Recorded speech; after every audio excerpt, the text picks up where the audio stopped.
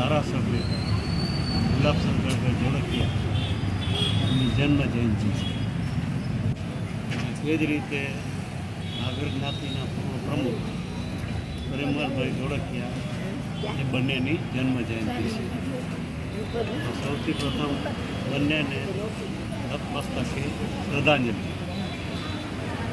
ગુલાબભાઈની વાત કરવી હોય તો આપણે કહી શકીએ કે સાચા ગાંધી, શીખ અને પ્રમાણિક ગાંધી। અને વ્યક્તિગત વાત કરું તો મીઠભાષી અને મૃદુભાષી। પોશાકની વાત કરું તો ખાદીનું ધોતિયું, ખાદીનું શર્ટ અથવા જબ્બું, લાંબો કોટ અથવા ટોપી, આ પોશાક જ્યારે મળી ત્યારે આપણને ખુશી થાય। રાજાશાહીના જમાનામાં કચ્છના લોકોને, ખાસ કરીને કચ્છના ખેડૂતોને જે તકલીફો હતી એ અંગે જે આંદોલનો રાજાશાહીના જમાનામાં થયા એમાં એમનું મહત્ત્વનું યોગદાન। રાજાશાહી પછી લોકશાહી આવી અને પહેલી ચૂંટણી 1952માં।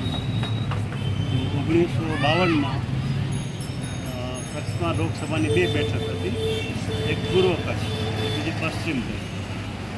પૂર્વ કચ્છ રાપરથી શરૂ થયા કચ્છની શરૂઆત। પૂર્વ કચ્છની બેઠક ઉપરથી ગુલાબશંકરભાઈ ચૂંટાણા, પશ્ચિમ કચ્છની બેઠક ઉપરથી ભવનજી એટલે ખીમજી ચૂંટાણા। એ રીતે કચ્છના પ્રથમ સાંસદ ગુલાબભાઈ અને ભવનજીભાઈ। ત્યાર પછી 1962માં ચૂંટણી થઈ। જે વખતે ભુજ મતદાર વિસ્તારમાંથી સિટિંગ એમએલએ કુંદનભાઈ ધોળકિયા ઉમેદવાર હતા, સામે ગુલાબશંકરભાઈ ધોળકિયા ઉમેદવારી નોંધાવી। 62ની ચૂંટણીમાં ગુલાબશંકરભાઈનો વિજય થયો। લોકસભાના સભ્ય તરીકે અને ધારાસભ્ય સભ્ય તરીકે એ લોકોના પ્રશ્નો સાંભળતા અને ઉકેલતા એ આજે પણ યાદ છે। પરિમલભાઈની વાત કરું તો નાગરી નાતના પ્રમુખ। હું હંમેશા કહું છું કે બીજી કોઈ નાતના પ્રમુખ થવું એ પ્રમાણમાં સહેલું છે।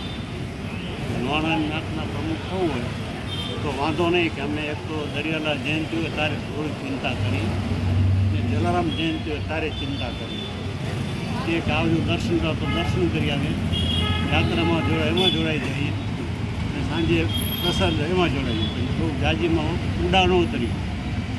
એવી રીતે જૈન જ્ઞાતિ અવકાશી હોય તો જમી આવે પછી હાલ્યા જાય। નાગર જ્ઞાતિ એ ઓડિટરની જ્ઞાતિ, ગણેલા શિક્ષિતની જ્ઞાતિ। એ જ્ઞાતિના પ્રમુખ તરીકે કામ કરવું એ બહુ કઠિન કામ છે। એક જૂની કહેવત છે, કોનું છે તે વાગે છે, એમાં તે શું કરી કારીગરી, સાંભેલું બજાવે તો હું જાણું તું સાણો છું। નાગર જ્ઞાતિનો પ્રમુખ પદે સાંભેલાને વગાડવા જેવું કામ છે। એ સાંભેલું પરિમલભાઈએ બરાબર રીતે વાગી બતાવ્યું હતું, માટે એમની સવારે ખૂબ સમજાઈ। Thank you.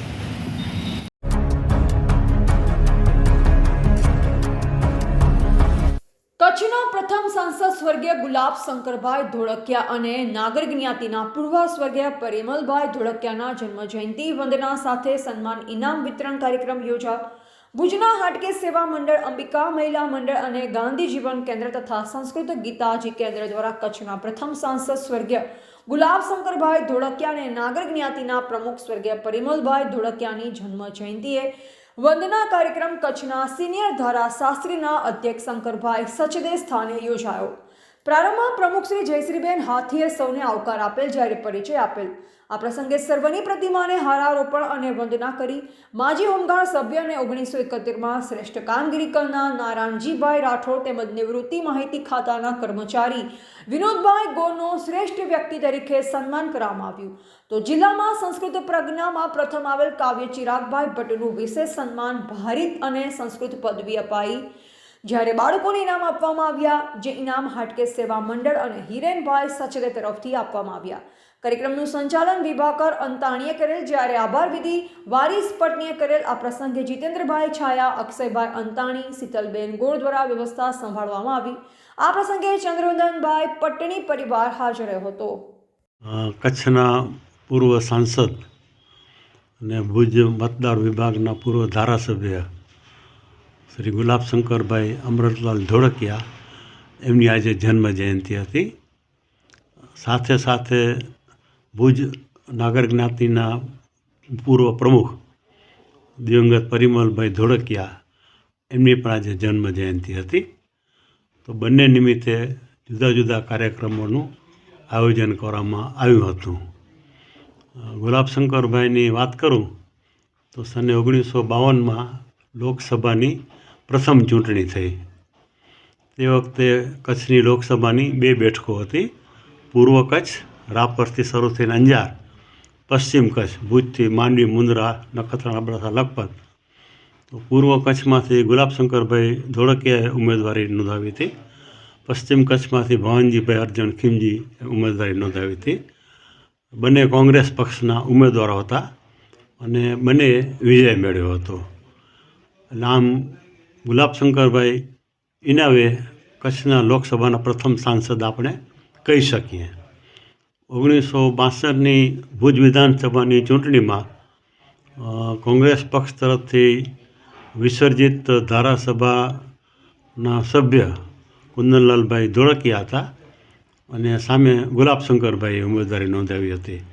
તો વખતે ભુજ વિધાનસભામાં ગુલાબશંકરભાઈ ચૂંટાયા હતા અને લોકસભાના સભ્ય તરીકે એમણે સમગ્ર કચ્છના પ્રશ્નો ઉકેલ્યા હતા. ભુજ વિધાનસભાના સભ્ય તરીકે ભુજ મતદાર વિસ્તારના પ્રશ્નો સંતોષકારક રીતે ઉકેલ્યા હતા. અને વ્યક્તિગત વાત કરું તો ખરા અર્થમાં ગાંધીયન, સન્નિષ્ઠ ગાંધીયન, જેને સાચા અર્થમાં આપણે કહી શકીએ એવા એ ગાંધીયન હતા. મિતભાષી, મૃદુભાષી. એમનું પોશાક પણ જુઓ તો સફેદ ધોતિયું ખાદીનું, સફેદ શર્ટ, લાંબો કોટ અને સફેદ ટોપી, ખાદીને બધા ખાદીના વસ્ત્રો. અને જ્યારે મળી ત્યારે આપણને આનંદ થાય એ પ્રકારના નેતા. આજે તો એ પ્રકારના નેતાઓની કલ્પના કરવી પણ થોડીક મારી હિસાબે મુશ્કેલ છે, પણ really dedicated to the cause of public and to the cause of voters. પરિમલભાઈને લાગે વળગે છે ત્યાં સુધી એ નાગરી નાતના પ્રમુખ હતા. હવે નાતના પ્રમુખ થવું એ અત્યારે મોભાની વાત ગણાય છે, પણ એક જમાનો હતો કે જ્યારે માણસો મજાકમાં એમ કહેતા હતા કે કોઈ માણસ ધંધામાં આડો આવતો હોય અને એને ટાળી નાખવો તો જૂનો ખટારો રહી દેવો, અને નાતમાં કોઈ આડો આવતો હોય તો નાતનો પ્રમુખ બનાવી દેવો. આજે પરિસ્થિતિ જુદી છે, પણ આમ છતાં બીજી નાતો કરતાં નાગરી નાતનો વહીવટ ચલાવવો એ વધારે કુશળતા માગી લે છે.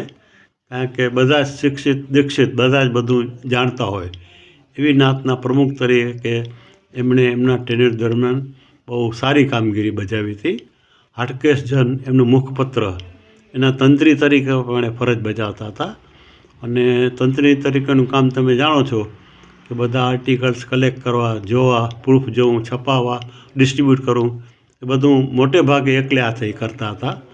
તો બંનેની જન્મ જયંતિ નિમિત્તે એમની સેવાઓને હું યાદ કરું છું અને એમને શ્રદ્ધાંજલિ આપું છું.